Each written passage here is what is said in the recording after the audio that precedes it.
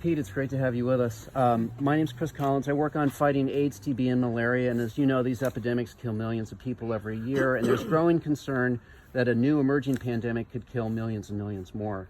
The good news is we now have the tools to end those three epidemics and protect the world from another pandemic. And I've heard you speak about your commitment around AIDS, and I thank you for that. But the U.S. leading on this effort to end the epidemics is a huge opportunity, too, to reassert positive American role in the world. So I'd love to hear what your administration will do in this area, and also just saying World AIDS Day is coming up December 1, and it would be wonderful to have a statement around your intentions in this area. Yes.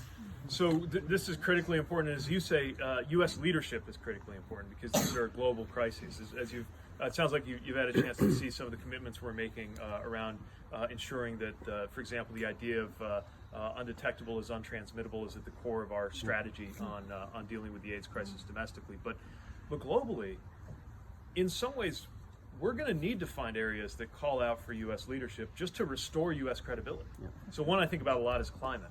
Global public health is another example. And it's why the investments that we make and the partnerships that we form are going to be beneficial in tackling a major global problem and in making sure that people can look at the U.S.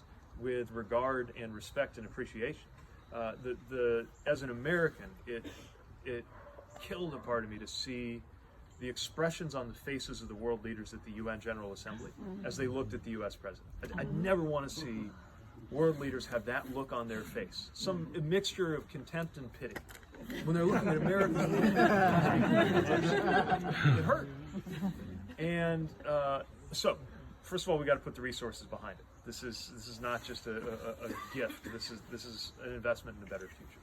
Secondly, we got to make sure that we train the right kind of professionals to do this. So whether we're talking about the Foreign Service, the Uniformed Medical Corps, which could probably have a more international role if we had some imagination about that, and our engagement with the international NGOs.